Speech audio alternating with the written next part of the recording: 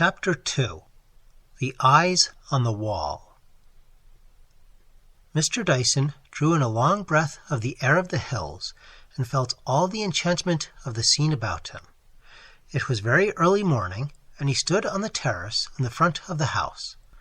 Vaughan's ancestor had built on the lower slope of a great hill, in the shelter of a deep and ancient wood that gathered on 3 sides about the house, and on the 4th side, the southwest, the land fell gently away and sank to the valley, where a brook wound in and out in mystic S's, and the dark and gleaming alders tracked the stream's course to the eye. On the terrace in that sheltered place no wind blew, and far beyond the trees were still. Only one sound broke in upon the silence, and Dyson heard the noise of the brook singing far below, the song of clear and shining water rippling over the stones, whispering and murmuring as it sank to dark deep pools. Across the stream, just below the house, rose a grey stone bridge, vaulted and buttressed, a fragment of the Middle Ages, and then beyond the bridge the hills rose again, vast and rounded like bastions, covered here and there with dark woods and thickets of undergrowth. But the heights were all bare of trees, showing only grey turf and patches of bracken, touched here and there with the gold of fading fronds. Dyson looked to the north and south, and still he saw the wall of the hills, and the ancient woods, and the stream drawn in and out between them, all grey and dim with morning mist beneath a grey sky and a hushed and haunted air. Mr. Vaughan's voice broke in upon the silence. "I thought you would be too tired to be about so early," he said. "I see you are admiring the view. It is very pretty, isn't it? Though I suppose old Merrick Vaughan didn't think much about the scenery when he built the house. A queer grey old place, isn't it?" "Yes, and how it fits into the surroundings. It seems of a piece with the grey hills and the grey bridge below." "I am afraid I have brought you down on false pretenses, Dyson," said Vaughan, as they began to walk up and down the terrace. "I have been to the place, and there is not a sign of anything this morning." "Ah, indeed. Well, suppose we go round together." They walked across the lawn and went by a path through the ilex shrubbery to the back of the house. There Vaughan pointed out the track leading down to the valley and up to the heights above the wood, and presently they stood beneath the garden wall by the door. "Here, you see, it was," said Vaughan, pointing to a spot on the turf. "I was standing just where you are now that morning I first saw the flints." "Yes, quite so. That morning it was the army, as I call it.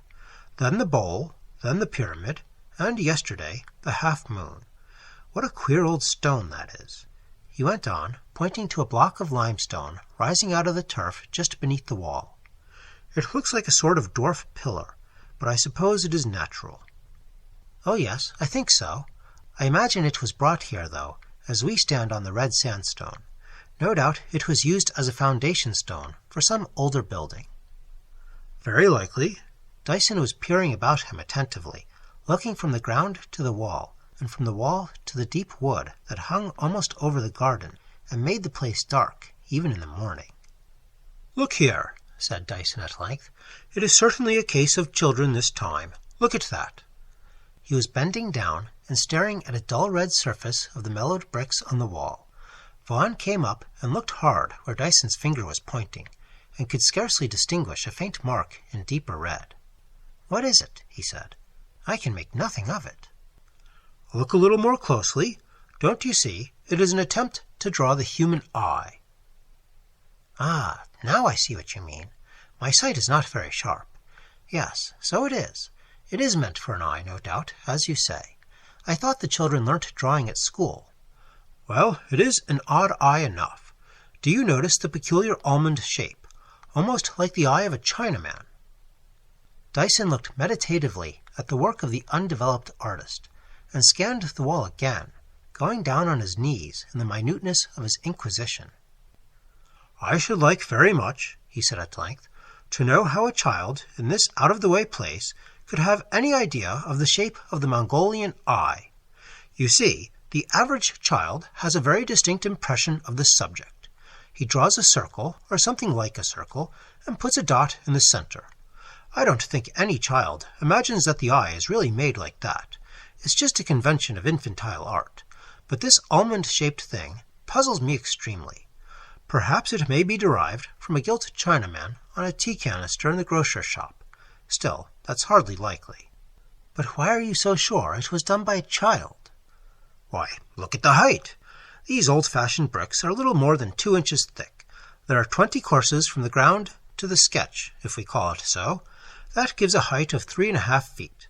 Now, just imagine you are going to draw something on this wall. Exactly. Your pencil, if you had one, would touch the wall somewhere on the level with your eyes. That is, more than 5 feet from the ground. It seems, therefore, a very simple deduction to conclude that this eye on the wall was drawn by a child about 10 years old.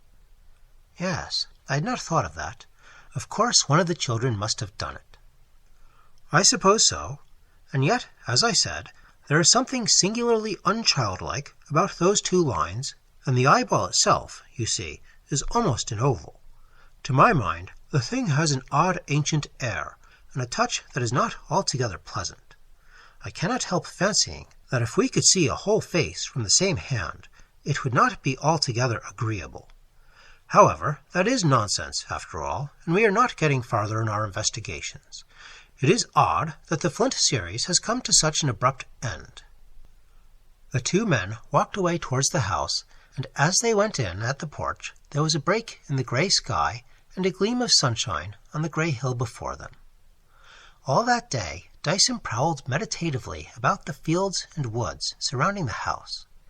He was thoroughly and completely puzzled by the trivial circumstances he proposed to elucidate, and now he again took the flint arrowhead from his pocket, turning it over and examining it with deep attention.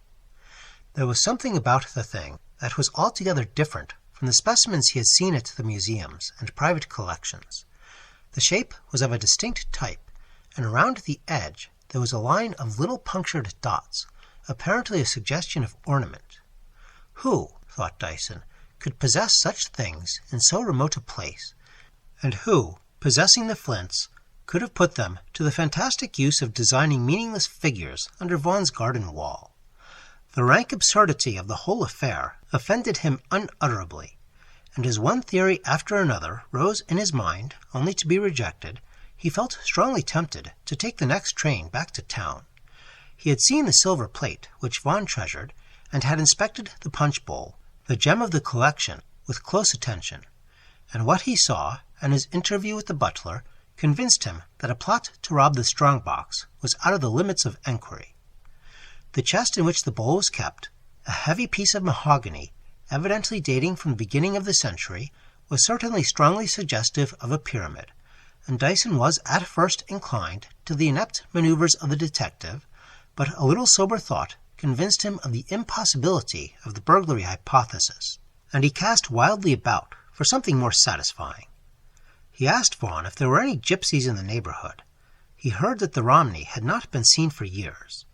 This dashed him a good deal, as he knew the gypsy habit of leaving queer hieroglyphics on the line of march, and he had been much elated when the thought occurred to him. He was facing Vaughan by the old-fashioned hearth when he put the question and leaned back in his chair in disgust at the destruction of his theory. "It is odd," said Vaughan, "but the gypsies never trouble us here. Now and then the farmers find traces of fires in the wildest part of the hills, but nobody seems to know who the firelighters are." "Surely that looks like gypsies." "No, not in such places as those. Tinkers and gypsies and wanderers of all sorts stick to the roads, and don't go very far from the farmhouses." "Well, I can make nothing of it. I saw the children going by this afternoon, and, as you say, they ran straight on, so we shall have no more eyes on the wall at all events." "No. I must waylay them one of these days, and find out who is the artist." The next morning, when Vaughan strolled in his usual course from the lawn to the back of the house, he found Dyson already awaiting him by the garden door, and evidently in a state of high excitement, for he beckoned furiously with his hand and gesticulated violently. "What is it?" asked Vaughan. "The flints again?" "No, but look here. Look at the wall. There. Don't you see it?" "There's another of those eyes." Exactly. Drawn, you see, at a little distance from the first, almost on the same level, but slightly lower. What on earth is one to make of it? It couldn't have been done by the children. It wasn't there last night, and they won't pass for another hour. What can it mean? I think the very devil is at the bottom of all this, said Dyson. Of course, one cannot resist the conclusion that these infernal almond eyes are to be set down to the same agency as the devices in the arrowheads, and where that conclusion is to lead us is more than I can tell. For my part, I have to put a strong check on my imagination, or it would run wild. Vaughan, he said, as they turned away from the wall, has it struck you that there is one point, a very curious point, in common between the figures done in flints and the eyes drawn on the wall? What is that? Asked Vaughan, on whose face there had fallen a certain shadow of indefinite dread. It is this. We know that the signs of the army, the bowl, the pyramid, and the half-moon must have been done at night. Presumably they were meant to be seen at night. Well, precisely the same reasoning applies to these eyes on the wall. I do not quite see your point. Oh, surely. The nights are dark just now, and have been very cloudy, I know, since I came down.